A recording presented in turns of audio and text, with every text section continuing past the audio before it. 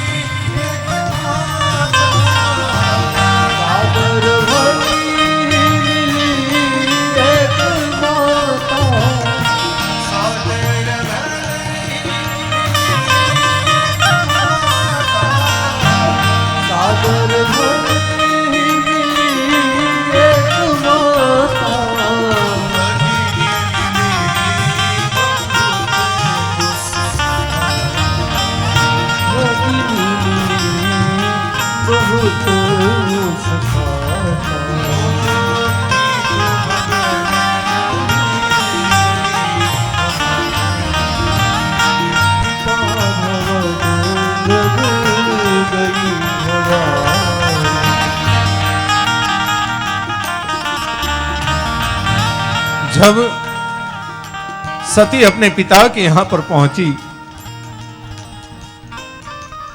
उनकी पहले बहनें मिली।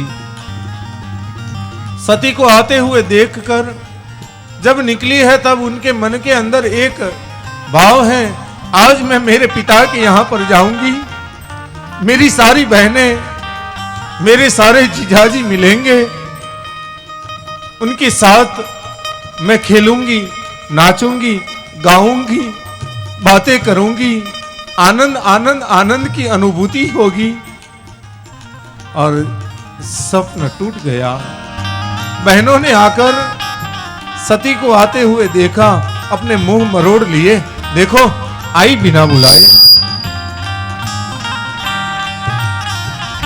आगे निकली, प्यारी मां मिली। मां को देखा, दौड़ी मां की ओर, मां ने गले से लगा लिया, आलिंगन दे दिया। बेटा आई हो? भले आई बेटा, भले आई। अपने गले से लगाया,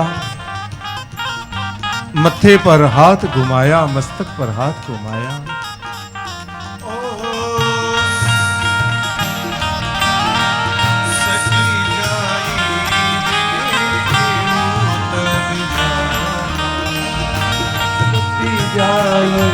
देखे तब जागा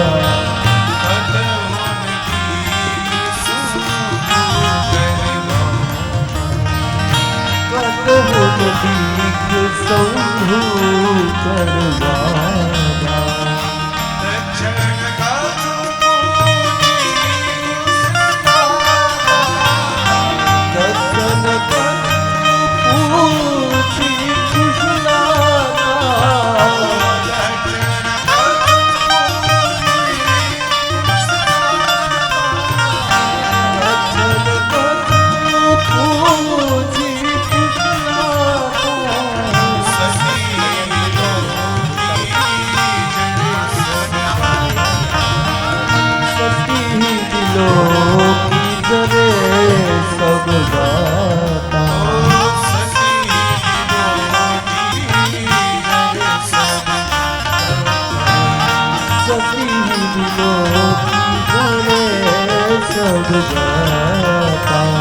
मां भगवती सती आई।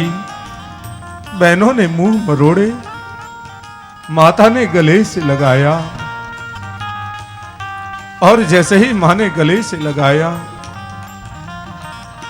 आंख में से अश्रु की धारा बहने लगी। मां, मैं आई तो क्या बहनों को पसंद नहीं आया? नहीं नहीं बेटा, ऐसी बात नहीं है। वो तो काम में लगी होगी इसलिए ऐसा। मां है ना, मां का स्वभाव है, वो उनका स्वभाव ही ऐसा है कि बेटी को आने के बाद चाहे कितना भी गम हो, छुपा कर भी उसे गले से लगा लेती है। लेकिन जैसे ही दक्ष प्रजापति को आते हुए देखा, थोड़ा हाथ ध्रुजने लगा, कांपने लगा, हाथ थोड़ा ढीला होने लगा। सती ने देखा पिताजी आए हैं, दौड़ी अपने प्यारे पिता को मिलने के लिए। जैसे ही अपने पिताजी के चरण स्पर्श करने गई, पिताजी ने पैर पीछे ले लिए। ओ पिताजी, मेरा आना पसंद नहीं आया? ठीक है, मैं चली जाऊंगी, नहीं रुकूंगी पिताजी, नहीं रुकूंगी। लेकिन मुझे एक अनुमति दीजिए कि आई हूं तो यज्ञ नारायण भगवान के दर्शन तो करके जाऊं। मां सती भगवती यज्ञशाला में आई, प्रवेश किया और दर्शन करने लगी।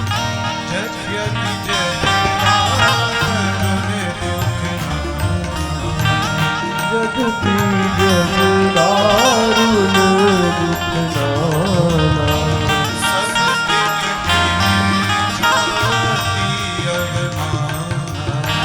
सब पे कठिन भांति अवमाना।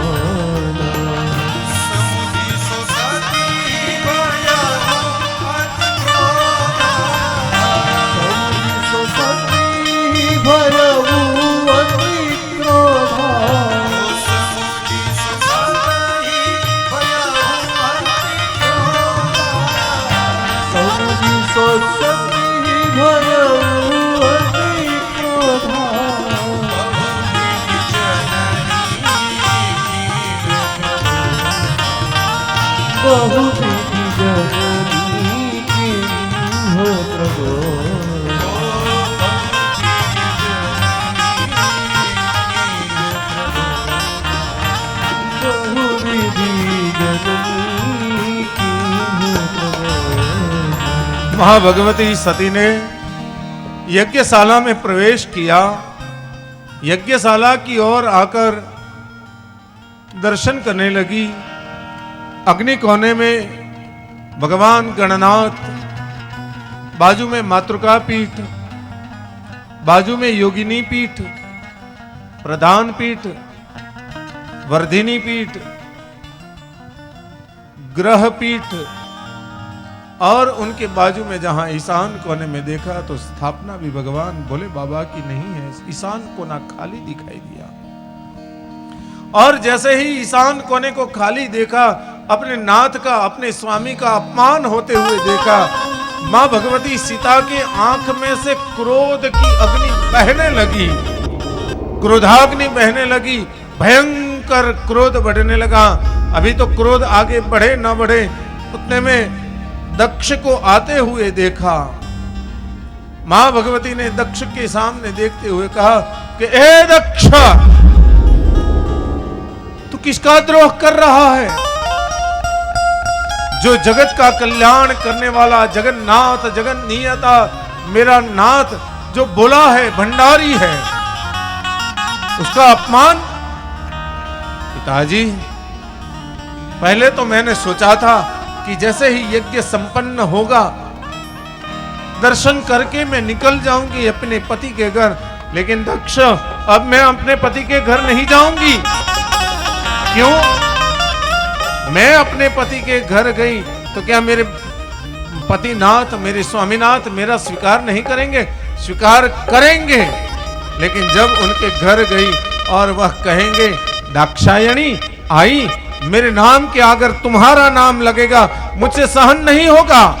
और मां भगवती सती ने अपने क्रोध के आवेश में अपने पैर के अंगूठे से अग्नि को प्रकट किया और बड़ बड़ बड़ बड़ बड़ बड़ बड़ बड़ बड़ बड़ बड़ बड़ बड़ बड़ बड़ बड़ बड़ अग्नि के द्वारा मां सती अपने देह को जलाने लगी। जैसे ही देह जलने लगा, नंदी, श्रृंगी, भृंगी उनको क्रोध आया। उन्होंने दक्ष के गणों के साथ युद्ध करना शुरू किया। भगवान के गणों को भी जब मार पड़ी, रोते हुए भागते हुए भगवान भोले बाबा के पास आए। ध्यान में बैठे हुए भगवान भोले बाबा ने अपना तृतीय नेत्र खोला, आंख खोली, खड़े हो गए, नृत्य करने लगे, जटा पछाड़ी और जटा के अंदर से वीरभद्र प्रकट हुए, भागने लगे दक्ष प्रजापति की ओर। भगवान भोले बाबा यहाँ पर तांडव करने लगे, नृत्य करने लगे और नाचने लगे भगवान।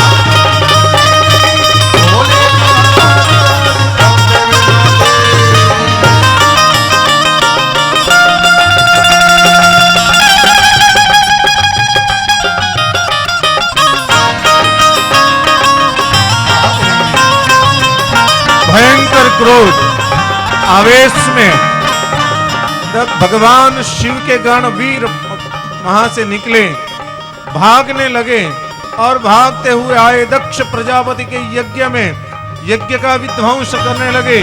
कुछ ऋषियों ने अपनी दाढ़ी के ऊपर हाथ घुमाया था, उन्होंने दाढ़ी खींच ली।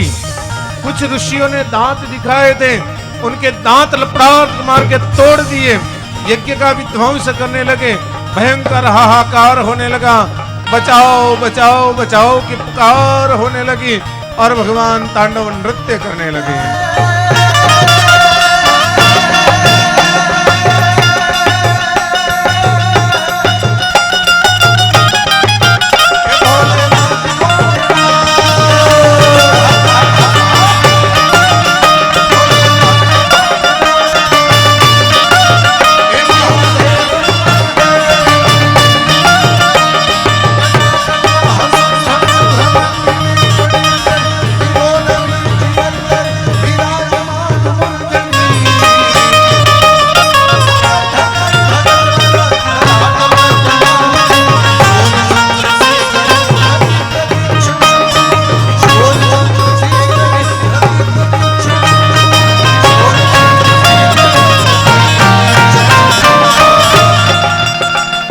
भयंकर युद्ध होने लगा। दक्ष के गण वीरभद्र के साथ युद्ध करने लगे, लेकिन युद्ध में कब तक पहुंच पाते। स्वयं भगवान शिव का अवतार यहाँ पर आया हुआ है और उनके द्वारा जो यज्ञ विध्वंस होने लगा है, लोग हाहाकार करते हुए भागो भागो बचाओ बचाओ करते हुए भागने लगे हैं। युद्ध करते करते सामने बराबर दक्ष प्रजापति आया और यहाँ पर भद्र ने बराबर अपने हाथ से एक लपड़ाक मारी, दक्ष प्रजापति का सिर छेद हो गया। देवताओं में हाहाकार मचने लगा, यज्ञ का क्या होगा, विश्व का क्या होगा, लोगों का क्या होगा। और सब डरने लगे, भागने लगे। ब्रह्मादि देवताओं के पास आए, कहने लगे कि प्रभु बचाओ, ऐसा हुआ है। भगवान ने कहा कि लेकिन आप शिव को छोड़कर यज्ञ में गए ही क्यों? क्षमा करे प्रभु, क्षमा करे।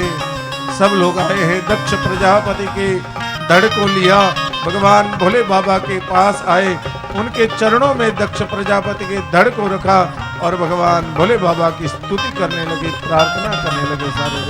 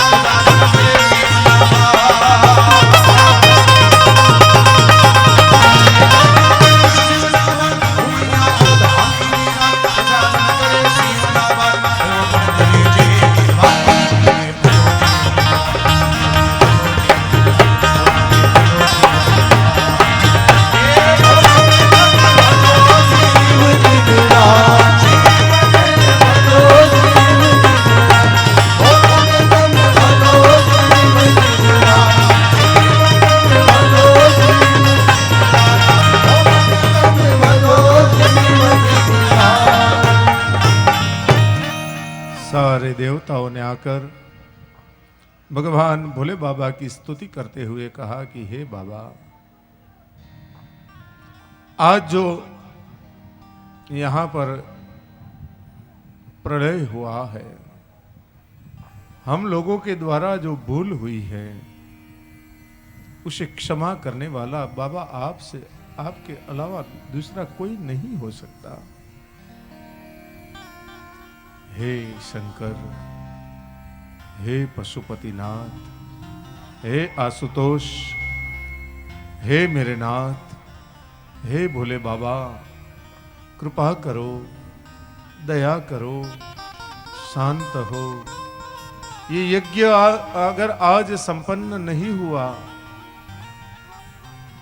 यज्ञ पूर्ण नहीं हुआ तो विश्व का नाश होगा। और जैसे जैसे जैसे देवताओं ने भगवान की स्तुति की, भोले बाबा एक पल में शांत हो गए। शिव भोला, शिव भोला, शिव भोला, शिव भोला, भोला भंडारी शिव जी, भोला भंडारी, भोला भंडारी शिव जी, भोला भंडारी, शिव भोला, शिव भोला, शिव भोला, शिव भोला, भोला भंडारी शिव जी, भोला भंडारी, भोला भंडारी भोला भंडारी।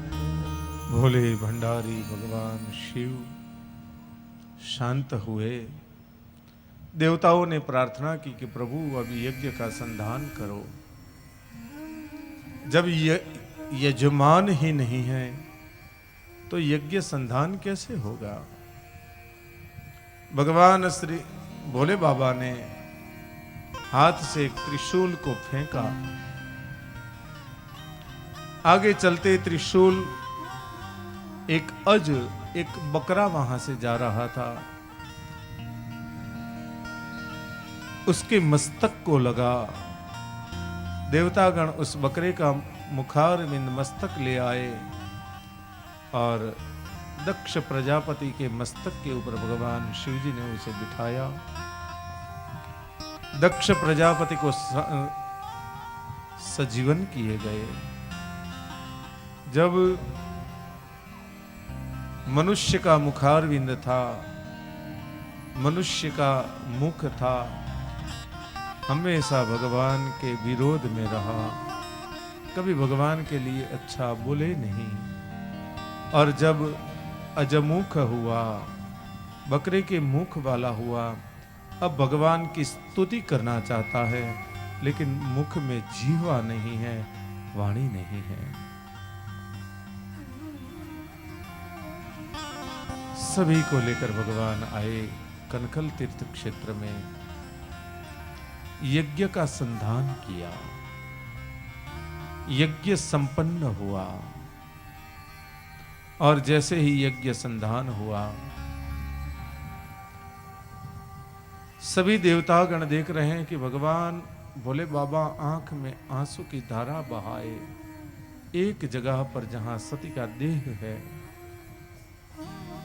वहां भगवान अपनी नेत्र को एक किए हुए भगवान खड़े हैं।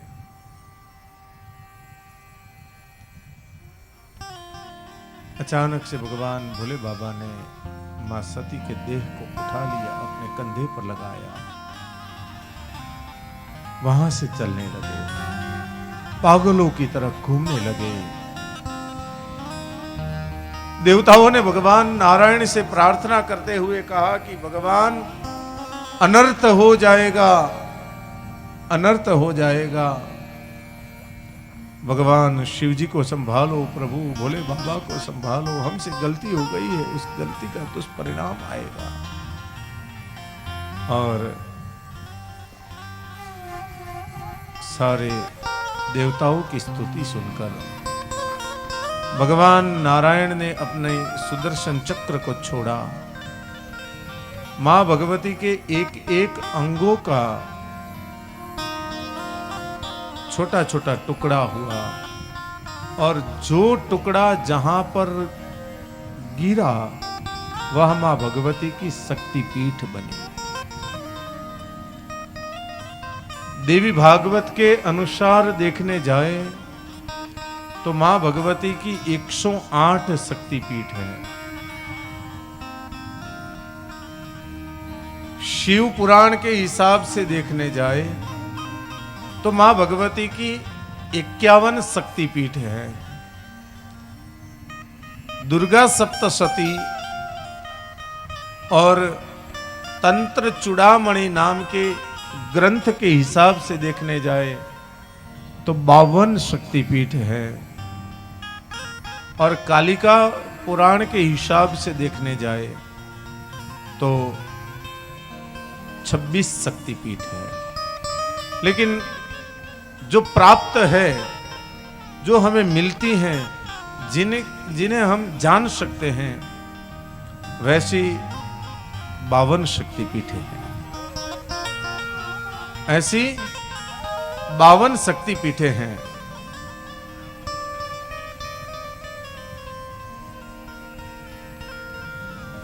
सबसे पहले जानना है आपको 52 शक्तिपीठों के बारे में कि नहीं जानना है? जानना है? जा तो नहीं पाएंगे, लेकिन यहां से कम उसका स्मरण भी करें तो। लेकिन जय बोलनी पड़ेगी साहब, बोलोगे? हाँ बोलोगे ना? जैसे ही मैंने सुना कि आप लोग जय नहीं बोल रहे, मैं वहां से बंद हो जाऊंगा, ठीक है? तो सबसे पहले मां भगवती सती उनका जो ब्रह्म रंग है वो पाकिस्तान के बाजू में बलूचिस्तान है, वहां पर गिरा था। शक्तिपीठ का नाम है कोटरी और वहां पर मां भगवती हिंगलाज के स्वरूप में बैठती है। बोलो श्री हिंगलाज मात की। यस।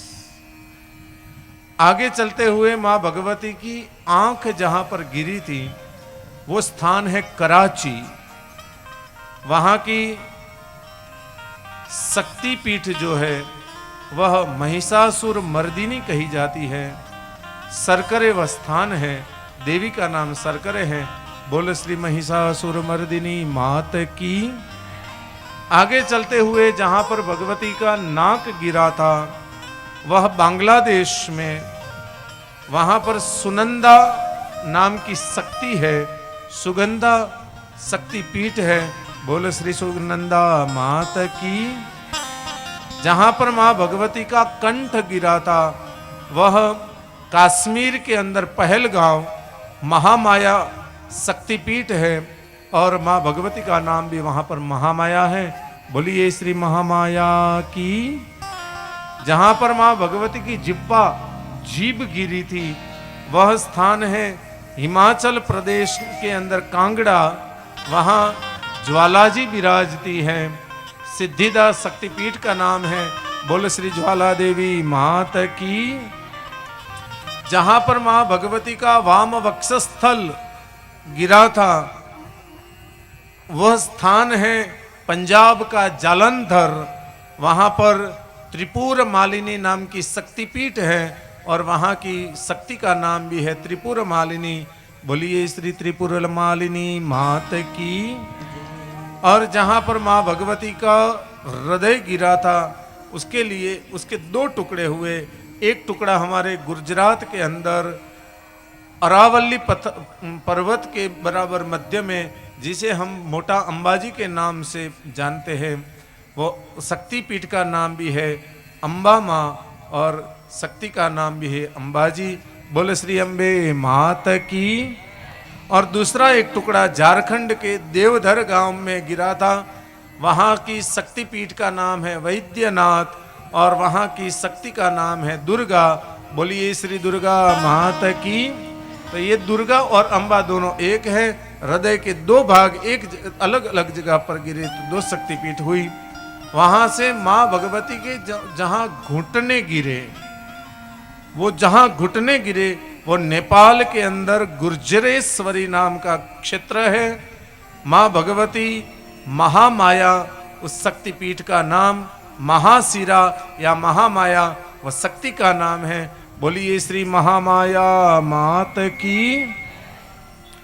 जहां पर मां भगवती का दायां पैर गिरा था वैसा क्षेत्र मानसरोवर, जहां मानसा तीर्थ क्षेत्र है, दाक्षायणी नाम की शक्तिपीठ है और मां भगवती की शक्ति का नाम भी दाक्षायणी है। बोलिए श्री दाक्षायणी मात की। जहां पर मां भगवती की नाभि गिरी थी वो क्षेत्र है ओडिशा और वहां की शक्तिपीठ है जिसका नाम है विरजा और शक्ति का नाम है विमला। बोलिए श्री विरजा विमला मात की। जहां पर मां भगवती की कनपट्टी गिरी थी, गंडस्थल गिरा था, वह तीर्थ क्षेत्र है नेपाल में गंडकी नदी, वहां की शक्तिपीठ का नाम है गंडकी, वहां की शक्ति का नाम है गंडकी चंडी। बोलिए श्री गंडकी चंडी मात की। जय नहीं बोल रहे हो, अब बंद कर दो। बोल रहे हो? यहाँ वाले कुछ आवाज कम आती है, यहाँ से आवाज ज्यादा आती है, तो बराबर थोड़ा, क्योंकि ये शक्तिपीठ है, वह शक्ति को ही जोड़ के हमें पार्वती को फिर यहाँ लाना है। जहां पर मां भगवती का दायां हाथ गिरा था ऐसी शक्तिपीठ पश्चिम बंगाल में अजेय नदी के पास उनकी शक्तिपीठ है बहुला, वहां की देवी का नाम है बहुला देवी। बोलिए श्री बहुला देवी मात की।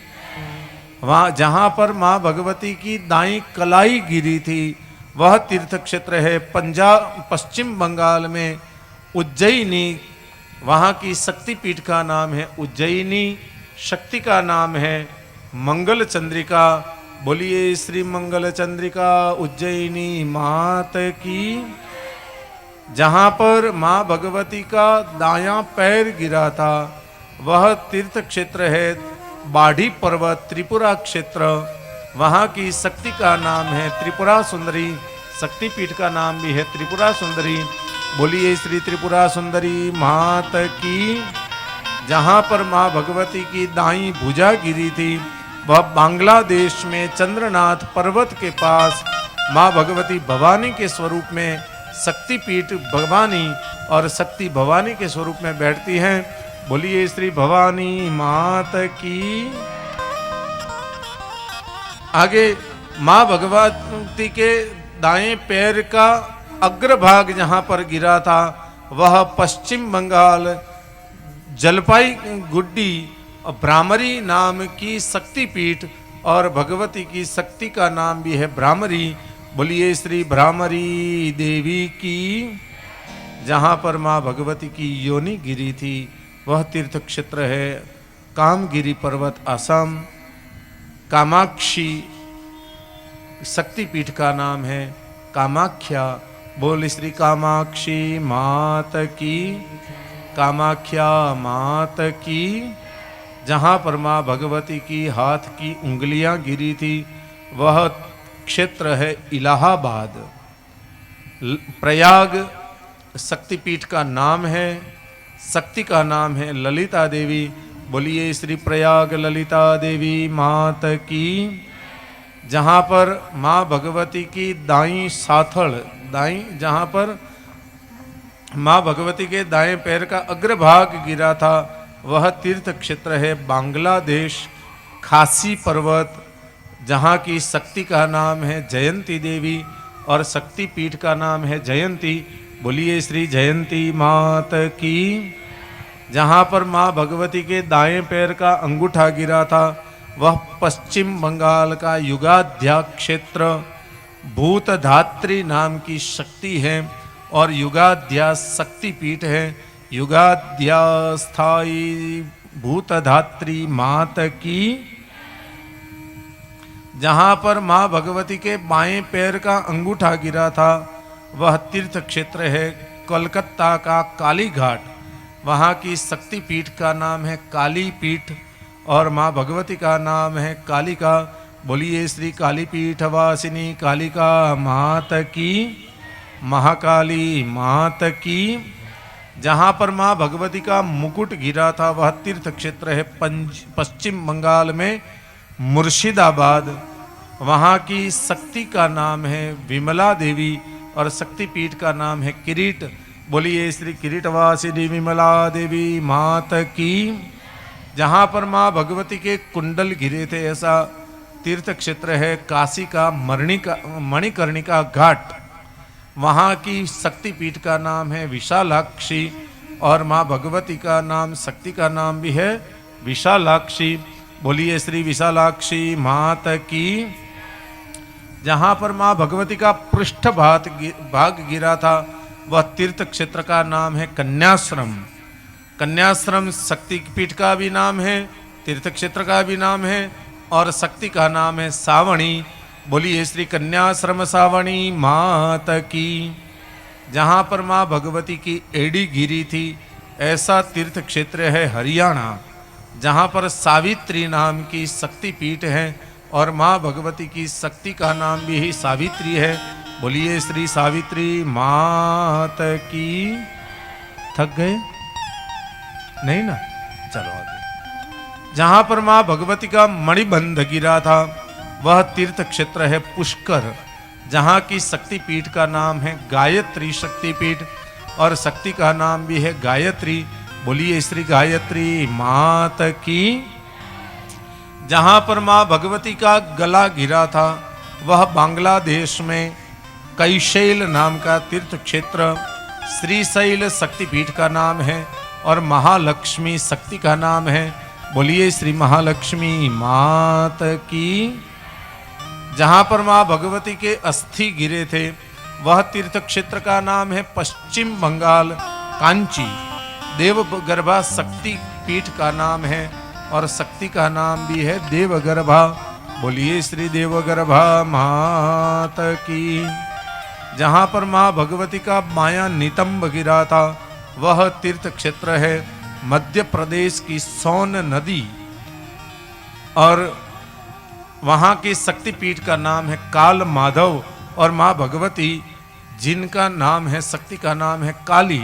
बोलिए श्री काली मात की। जहां पर मां भगवती का दाया नितंब गिरा था वह मध्य प्रदेश के सौण देश के अंदर सौण देश शक्तिपीठ का नाम है और नर्मदा मां भगवती शक्ति का नाम है। बोलिए श्री नर्मदा मात की। जहां पर मां भगवती की दाई छाती गिरी थी वह चित्रकूट में रामगिरी पर्वत, वहां पर मां भगवती की दाई छाती गिरी थी और शिवानी वह शक्तिपीठ का नाम है। वहां की शक्ति का नाम भी है शिवानी। बोलिए श्री मां भगवती शिवानी मात की। जहां पर मां भगवती की चूड़ामणि बाल गिरे थे वह तीर्थ क्षेत्र है वृंदावन का, मथुरा का वृंदावन। वृंदावन में मां भगवती की शक्तिपीठ का भी नाम वृंदावन है और मां भगवती की शक्ति का नाम है उमा शक्ति। बोलिए श्री उमा मात की। मां भगवती के मुखार बिंद के अंदर के ऊपर के जो दांत जहां पर गिरे थे वह तीर्थ क्षेत्र है कन्याकुमारी। नारायणी नाम की शक्तिपीठ है और मां भगवती की शक्ति का नाम भी है नारायणी। बोलिए श्री नारायणी मात की। आपने गिनती की है कितनी शक्तिपीठ हुई? खाली जय बोल रहे हो, मैं बोल रहा हूं, लेकिन कितनी हुई किसने गिनती किया? हाँ 34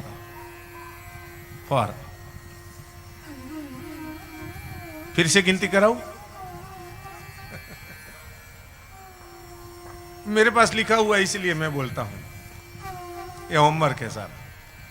33 हुए और 4 मैं बोल रहा हूं। नीचे के दांत जहां पर गिरे थे वह तीर्थ क्षेत्र का नाम है पंचसागर। अभी आगे गिनते रहना, मैं कभी भी पूछूंगा आपको। ऐसा तो भास होगा ही नहीं कि पंडित जी कभी भी बीच में पूछेंगे, और यहां तो परीक्षा कभी भी आ जाती है साहब। पंचसागर तीर्थ क्षेत्र, वाराही शक्ति और पीठ का नाम भी है वाराही। बोलिए श्री वाराही मात की। अब 35 जहां पर मां भगवती के पायल गिरे थे बांग्लादेश में भवानीपुर शहर में अपर्णा नाम की शक्तिपीठ और शक्ति का नाम भी अपर्णा देवी है। बोलिए श्री अपर्णा मात की। अब 36 दायां पैर उसका पृष्ठ भाग लद्दाख पर्वत क्षेत्र है। श्री सुंदरी तीर्थ शक्तिपीठ है और श्री सुंदरी शक्ति का नाम है। बोलिए श्री सुंदरी मात की। मां भगवती के दाएं पैर की दाईं एड़ी पश्चिम बंगाल में मेदिनीपुर, वहां की शक्तिपीठ है कपालिनी। मां भगवती का नाम है कपालिनी। बोलिए श्री कपालिनी मात की।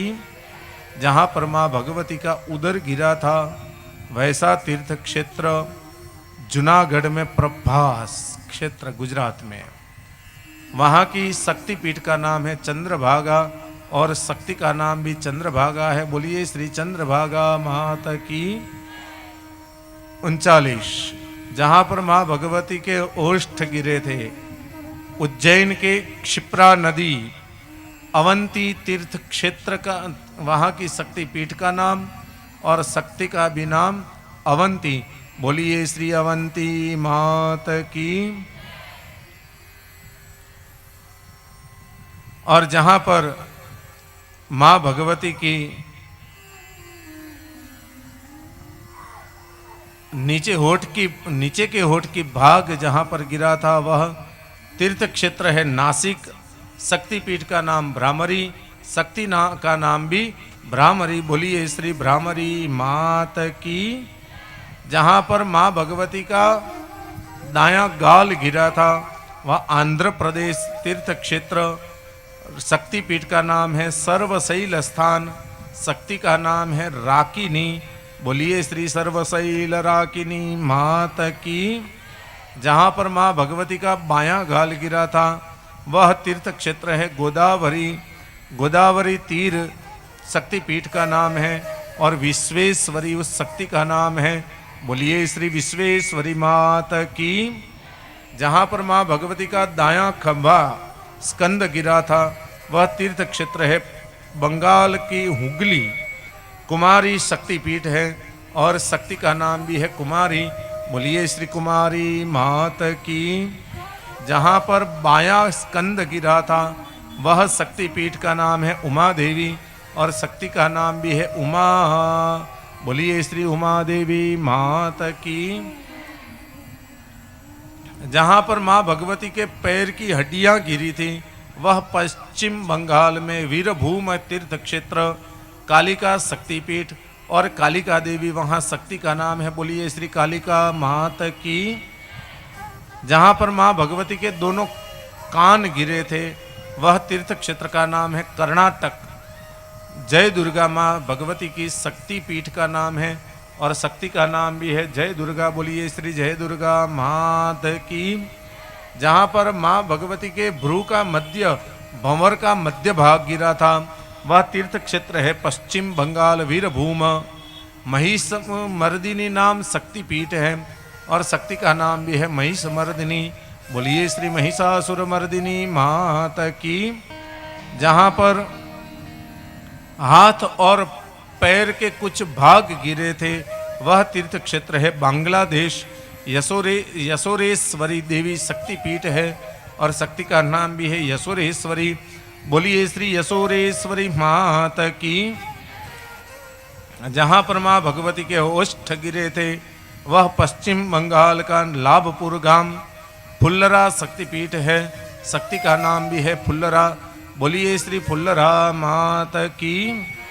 जहाँ पर माँ भगवती के हार गिरे थे वह शक्तिपीठ का नाम भी है पश्चिम बंगाल का वीरभूत नंदिनी शक्तिपीठ है, शक्ति का नाम भी है नंदिनी। बोलिए श्री नंदिनी मात की। जहाँ पर माँ भगवती की पायल गिरी थी वह तीर्थ क्षेत्र है श्रीलंका, इंद्राक्षी शक्तिपीठ है और शक्ति का नाम है इंद्राक्षी। बोलिए श्री इंद्राक्षी मात की। और जहाँ पर माँ भगवती के पैर के बीच वाली उंगलियाँ गिरी थी वह शक्तिपीठ का नाम है अज्ञात, कोई स्थान मिलता नहीं है, लेकिन अंबिका तीर्थ शक्ति कई शक्तिपीठ का नाम है और अंबिका देवी है। बोलिए श्री अंबिका देवी मात की। हो गए, गिनती की है, पहुंच तो गए। बड़ी तपस्या के बाद ये सारे तीर्थ क्षेत्र मिले हैं। ये हमने 52 देखे हैं, यहाँ पर तो 108 देवी भागवत में है। स्थान नहीं बताया है लेकिन शक्ति और शक्तिपीठ के नाम बताए हैं। उसमें से जो मुख्य मुख्य है, ऐसे 52 में भी जो मुख्य है, जो जिसमें अलंकार है, आभूषण है, मुकुट है, पायल है, कुंडल है, कंकण है, ऐसे ऐसे जो अंग के श्रृंगार गिरे, उन तीर्थ क्षेत्र को न गिनते हुए माँ भगवती के मूल जहाँ पर अंग गिरे वैसे क्षेत्र टोटल 26 है। तो शिव पुराण भी सत्य है, तंत्र चूड़ामणि भी सत्य है और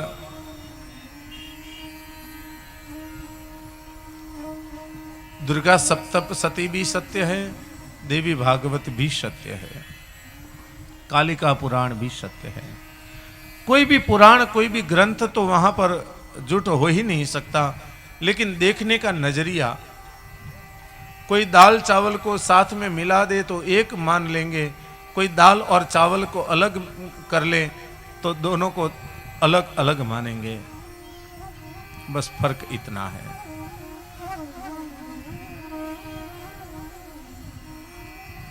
मां भगवती की इन शक्ति पीठों का निर्माण हुआ। जहां जहां पर जो जो शक्ति विराजमान हुई, वहां वहां वहां के भैरव भी विराजमान हुए। उनके भी नाम है हमारे पास, लेकिन अभी समय और घड़ी वो आगे ले जाने से मना कर रही हैं। जिनको चाहिए उनको कभी फुर्सत से मिल लेना, तो आपको मिल जाएगा, नाम भी करेगा। और शास्त्र के हिसाब से जो सिद्ध होगा वही ज्ञान आपको प्राप्त होगा। मां भगवती जैसे ही शिवांबा देह त्याग कर गई, भगवान भोले बाबा शोकातुर हो गए। हिमालय के उच्चतम पर्वत के ऊपर जाकर भगवान भोले बाबा ध्यान में बैठ गए। भगवान के रोने से आंख में से भगवान की अश्रु निकले और रुदन करते हुए अश्रु की बूंद धरती के ऊपर जो गिरी, उसमें से एक वृक्ष हुआ जिसका नाम है रुद्राक्ष।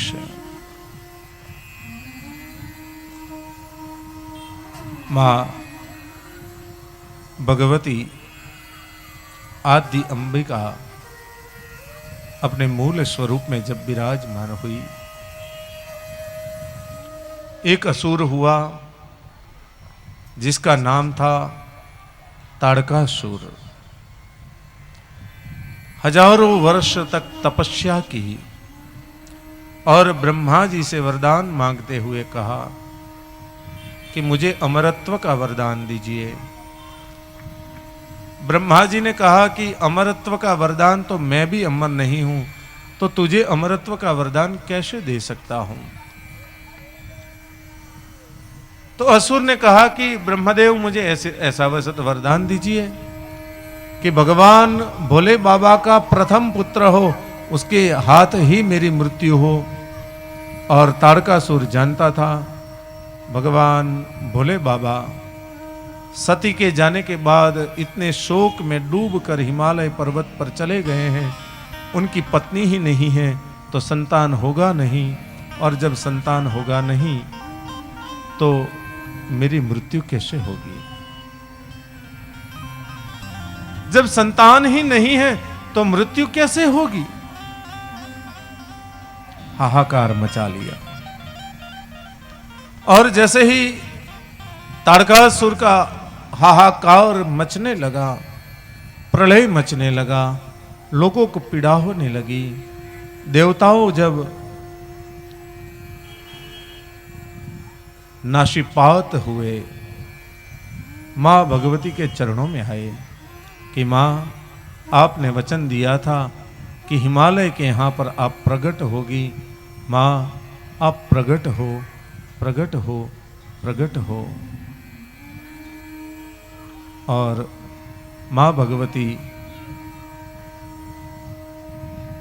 पर्वत के यहां पर, हिमालय के यहां पर पार्वती के स्वरूप में प्रकट हुई, पर्वत की पुत्री हुई, इसीलिए उनका नाम पार्वती रखा गया। बोलिए श्री पार्वती मात की जय। 51 नाम में थक गए तो अब जय नहीं बोली जाएगी। बोलिए श्री पार्वती मात की। हाँ, अब पता चला कि मैं धीरे से बोलूंगा तो आप जोर से बोलोगे साहब। हाँ, अब मैं धीरे से बोलूंगा।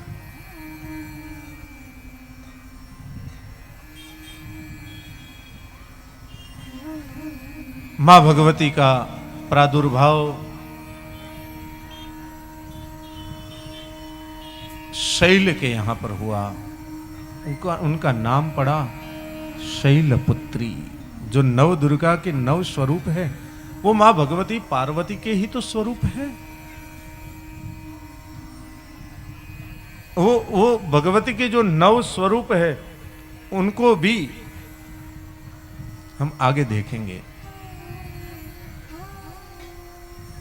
शैल के यहां पर, पर्वत के यहां पर उनका जन्म हुआ, नाम रखा गया शैलपुत्री पार्वती।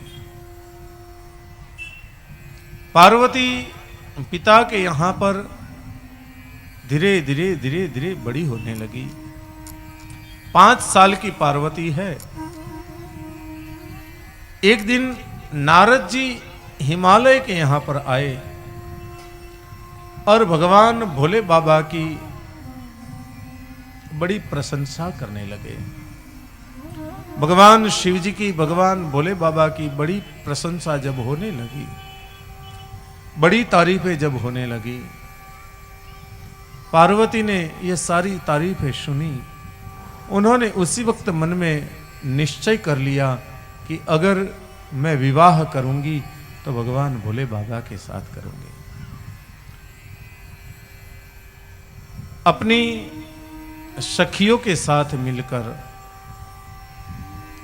मां भगवती गौरी आदि सखियों के साथ मिलकर मां भगवती कठोर तप करने लगी, व्रत करने लगी। और कठोर तप व्रत करते करते जब मैना देवी देखती कि अरे पार्वती इतना कठोर तप करती हैं, तो उनसे कहती, ओ मां तप कर, ओ मां तप कर। उनका नाम पड़ा उमा, कुमार संभवम। ब्रह्मचर्य का पालन करने लगी। दूसरी शक्ति हुई, दूसरी मां भगवती का दूसरा स्वरूप हुआ ब्रह्मचारिणी।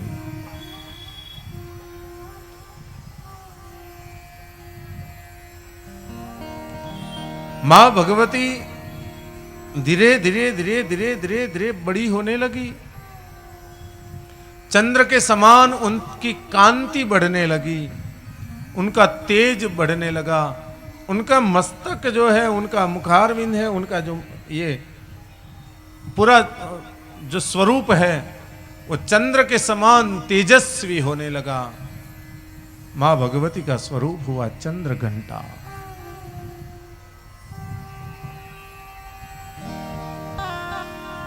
भगवान शिव जी के साथ जब विवाह हुए और उन्होंने गर्भ को जब धारण किया, गोले को जब धारण किया, तो वो मां भगवती हुई कुष्मांडा। कुष्मांड जो है वो गोल होता है।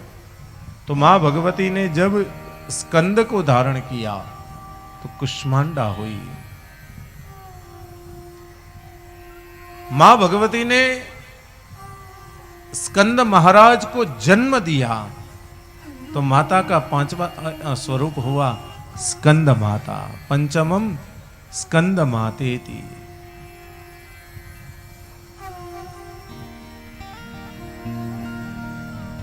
मां भगवती अलग अलग दुष्टों को संहार करने लगी। कात्यायनी हुई, कामनाओं को पूर्ण करने वाली कात्यायनी हुई।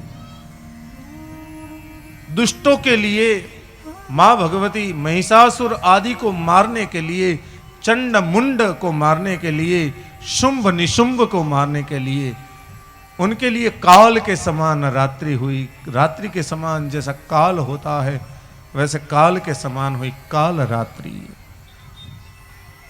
भगवान शिव जी के लिए और भगवान के भक्तों के लिए मां भगवती ने जो गौर वर्ण स्वरूप धारण किया, मां भगवती का 8वां स्वरूप हुआ महागौरी। और सिद्धों ने मां भगवती की तपस्या की और सिद्धों के लिए मां भगवती ने दर्शन दिए, तो वो जो स्वरूप हुआ उसका नाम है सिद्धिदात्री। ये मां भगवती पार्वती के ये भी 9 स्वरूप है। भगवती पार्वती बड़ी होने लगी।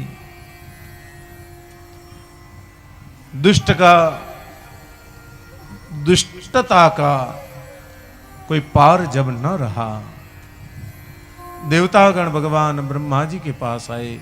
ब्रह्मा जी ने सबसे पहले भगवान भोले बाबा को जगाने के लिए कामदेव को आज्ञा किया। कामदेव ने जब वसंत आदि को साथ में लेकर अपने बाण छोड़े, भगवान भोले बाबा ने अपने दो नेत्र नहीं परंतु मध्य का तृतीय नेत्र जब खोला, उसके प्रकाश से, उसके तेज से कामदेव जलकर भस्म हो गए। देवताओं ने भगवान से स्तुति की, प्रार्थना की कि हे भगवान, हे महादेव, हे भोले बाबा, हे मृत्यु के विजेता, हे कालों के काल, हे महाकाल, आज संसार के ऊपर संकट आन पड़ा है, आप प्रसन्न हो जाओ। आपकी प्रसन्नता, आप विवाह संबंध में जुड़ जाओ। आपके द्वारा प्रथम पुत्र जो प्राप्त होगा वही ताड़कासुर का वध करने वाला होगा। तो लोगों के कल्याण के लिए प्रभु आपकी सती का ही अवतार मां भगवती पार्वती की स्वरूप में प्रकट हुई है। आप उनके साथ विवाह करने के लिए तैयार हो जाओ। भगवान भोले बाबा ने आंखें खोल दी। देवताओं के द्वारा समझाए जाने के बाद, मनाए जाने के बाद भगवान भोले बाबा विवाह के लिए राजी हुए। भगवान को लेकर आए कैलाश में। अब शादी की सहनाइयां बजने लगी, तैयारियां होने लगी, वातावरण पवित्र होने लगा। गणेश जी बिठाए गए, विधि की तैयारी होने लगी, मंडप मुहूर्त हुआ, जो विवाह के विधान है वो विधान होने लगे। अब भगवान की बारात निकालने की तैयारी है। अब जब भगवान की बारात निकालने की तैयारी है तो नंदी, भृंगी, श्रृंगी भगवान जी के पास आए और कहने लगे कि भगवान थोड़ी शर्म आनी चाहिए आपको, ऐसा तात्कालिक शादी का निर्णय ले लेते हो। अभी शादी में तैयारी कितनी करनी होती है, तैयारी करनी होती है कि नहीं होती है? हाँ, शादी के लिए कितना समय चाहिए तैयारी करने के लिए? आपके घर में शादी हो तो कितना टाइम चाहिए? 6 महीने 12 महीने के पहले से तैयारी शुरू कर देते हैं। तो नंदी श्रृंगी कहने लगे कि भगवान, सामान्य मनुष्य वर्ग को विवाह करने के लिए 6 महीने का टाइम चाहिए, तो आप तो भोलेनाथ हो, भोले बाबा हो, आप तो देवों के देव हो, आप महादेव हो, आपको कितना सारा समय चाहिए? भगवान ने कहा उसमें क्या बड़ी बात है, तैयारी में क्या करना है? जाओ विष्णु के वस्त्र ले आओ, विष्णु का मुकुट ले आओ, हो जाएगी तैयारी। लेकिन ऐसे ऐसे कितनी सारी, मैं कुछ नहीं जानता, कहीं तैयारी कुछ नहीं करनी है, चलो करना है तो करो वरना बढ़ो, चलो मैं चला। देवता गण आकर फिर नंदी को समझाने लगे, मांड मायनो छे, मुश्किल से माने हैं, फिर समाधि में बैठ जाएंगे, जैसे करना है करने दो। भगवान नारायण के वस्त्र लाए, भगवान नारायण के गले के हार लाए, भगवान नारायण का मुकुट पहनाया, फिर भी जटा बाहर थे। भगवान कहने लगे ये सब कुछ नहीं चाहिए, मेरी जटा के जो बाल इधर उधर हो गए उसको बराबर ठीक से लगा लो, जटा तैयार हो गई, मुकुट हो गया साहब। लेकिन जटा के अंदर मुकुट तो चाहिए, चंद्र को लाकर बिठा दो, मुकुट तैयार हो गया। लेकिन जटा के अंदर कुछ और कुछ, तो छोटे छोटे जो सर्प हैं उनको लगा दो। भगवान लेकिन गले में हार, थोड़ा एक लंबा सा सर्प ले आओ, उसे गले में पहना दो, वो हार हो गया। भगवान लेकिन पाउडर वगैरह तो कुछ लगाना पड़ेगा, ऐसे ऐसा चेहरा, क्या मैं गोरा नहीं हूं? भगवान आप कर्पूर गौरम हो, लेकिन फिर भी शादी में लगाना पड़ता है। भगवान ने बाजू में से कहीं से वो भस्म पड़ी थी वो लगा ली अपने चेहरे पर, लो हो गया तैयार।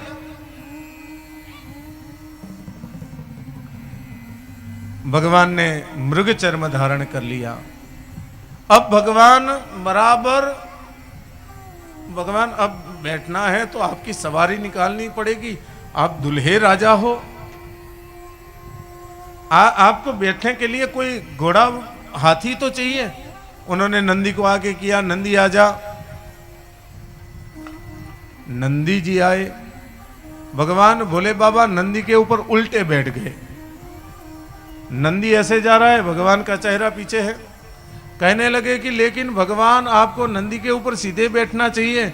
भगवान कहने लगे कि आप मेरे पीछे पीछे चले आओगे, आप मुझे दिखते ही नहीं हो तो मैं सीधा कैसे बैठूं? जहां मुझे मेरे भक्त दिखेंगे वही तो सीधा है। अगर मुझे मेरे भक्त दिखते ही नहीं है तो मैं तो उल्टा हो गया। आपको जब ऐसा लगे कि उल्टा लग रहा है तो नंदी को ऐसे घुमा लेगा, लेकिन मैं तो आपके सामने देखकर ही बैठने वाला हूं बाबा। करना है तो मंजूर है तो ठीक है, वरना मैं चला। अरे नहीं नहीं नहीं नहीं, बैठो। देवतागण आए, विष्णु आदि आए, सबने भोले बाबा को देखा, कहने लगे कि ये कोई दुल्हा होता है। पार्वती जी माला पहनाएगी कि नहीं पहनाएगी? देवतागण मनाने गए, भगवान भोले बाबा मानने को तैयार नहीं है। जैसा हूं वैसा हूं, जैसे हूं वैसे हूं, आपको चाहिए तो लेके जाओ, बाकी मैं चला हिमालय। ब्रह्मा जी ने देवताओं को समझाया, वो चला जाएगा, आपको अच्छा नहीं लगता है तो अपनी अलग से एक टुकड़ी बना के आगे चलो, लेकिन उसे शादी करने दो। अब देवताओं का एक ग्रुप अलग हो गया, देवताओं का ग्रुप आगे बढ़ने लगा।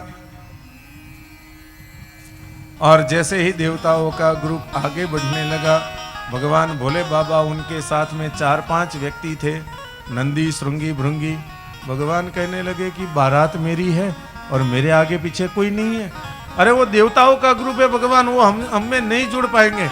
भगवान ने कहा कि ऐसे नहीं, बारात में बहुत लोग चाहिए, कहीं से भी ले आओ। तो भगवान ने दुनिया के जितने स्मशान थे उतने सारे भूत को, प्रेत को, पलित को, डाकिनी को, साकिनी को, वैताल को, सबको बुला लिया अपने पास। आ जाओ आ जाओ आ जाओ। अब भगवान की बारात बड़ी होने लगी,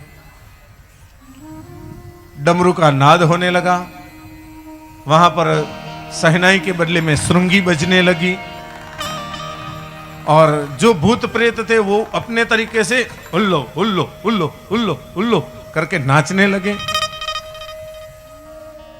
कोई हाथ पछाड़ने लगा, कोई पैर पछाड़ने लगा। भगवान नंदी से कहते हैं कि नंदी, मुझे चक्कर आ रहे हैं कि तुझे ही चक्कर आए इन लोगों को देखकर?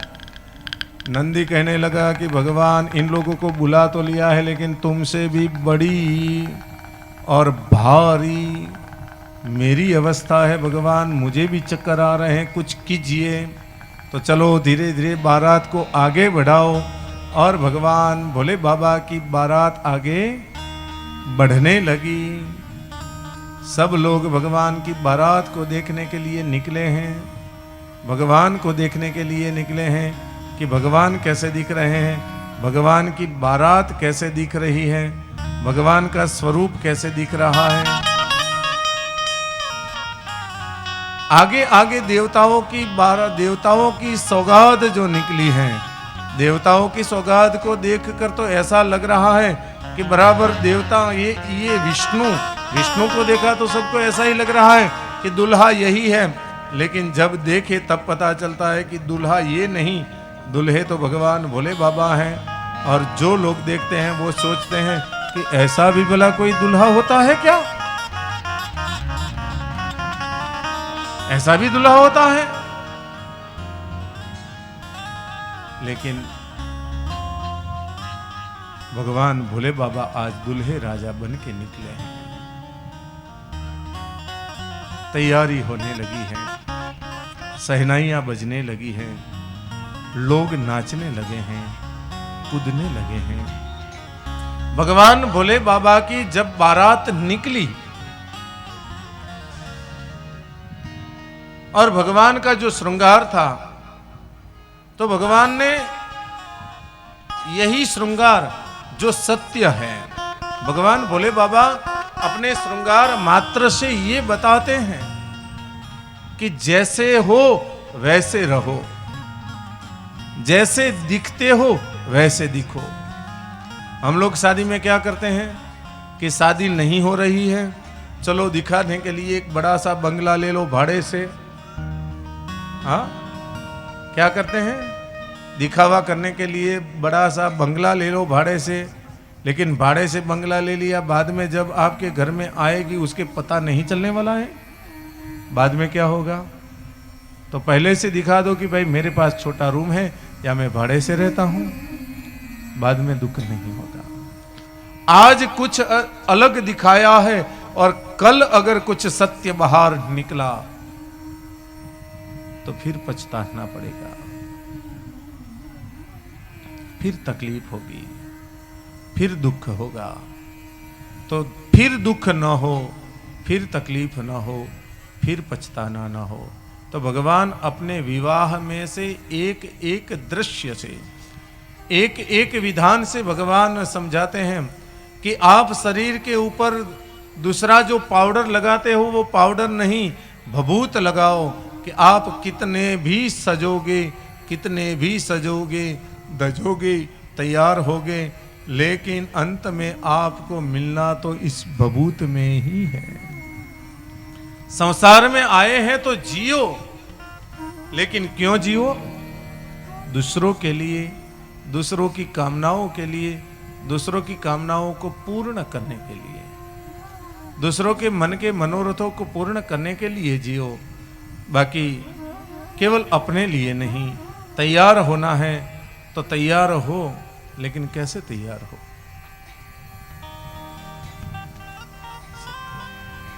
भगवान ने अपने गले में अलग अलग प्रकार के रुद्राक्ष धारण किए।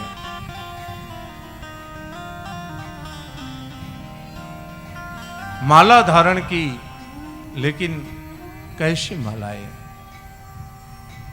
भक्ति की मालाएं, मुक्ति की मालाएं।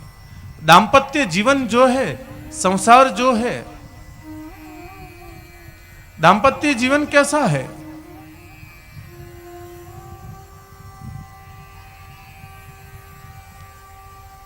दो संसारी जीव है, एक रथ में बैठते हैं। वो क्यों बैठते हैं?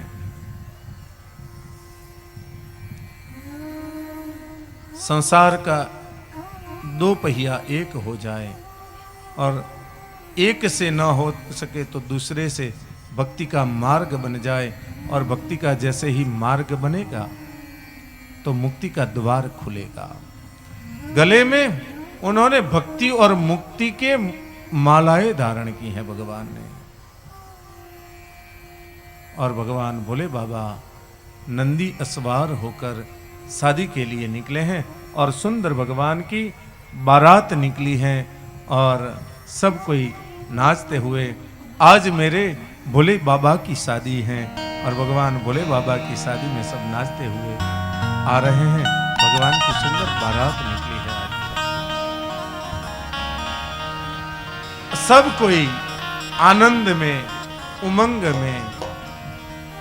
केवल भोले बाबा की शादी नहीं है, आज पूरे संसार की शादी है। आज पूरे संसार की शादी है। आज भोलेनाथ की शादी है, आज भोलेनाथ की शादी है।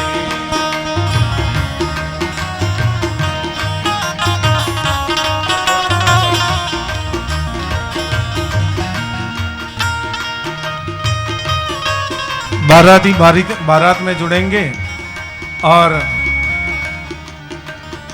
जो मंडप वाले हैं वो मंडप में बैठेंगे। आओ नाचते हुए भगवान भोले बाबा की बारात को ले आए। नाथ की शादी है, मेरे दिलदार की शादी है।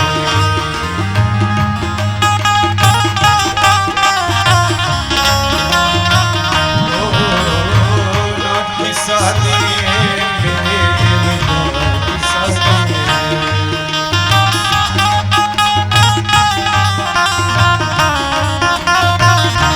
आज मेरे की शादी है, आज मेरे की शादी है।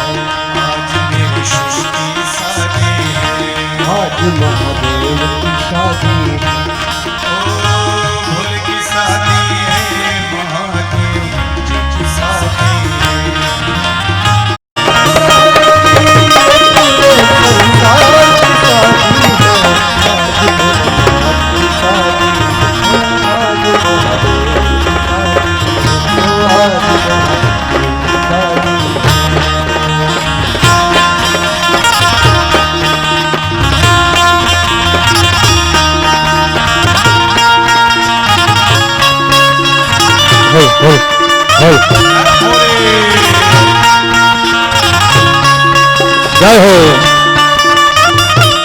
जिसको भी शिव जी की शादी में नाचना है आज नाच लो। हर हर महादेव।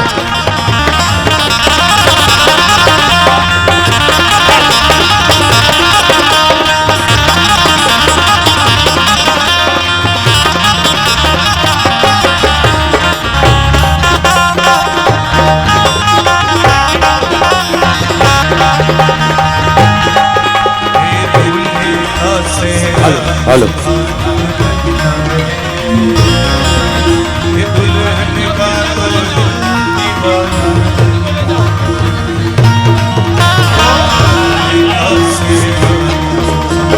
लगता है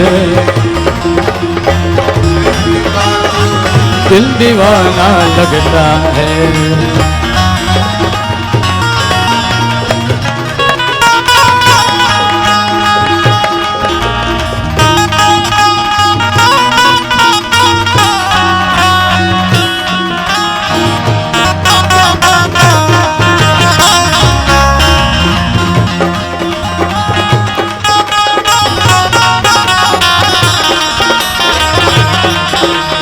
जय हो।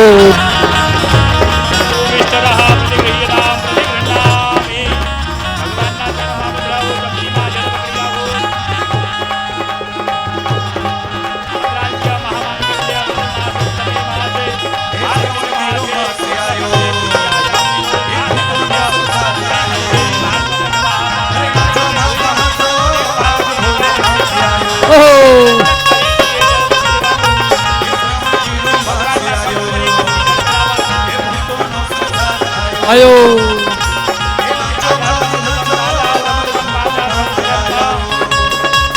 नाचो नाचो।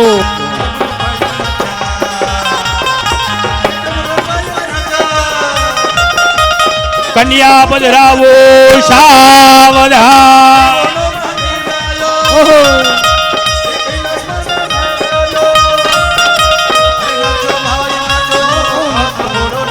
आयो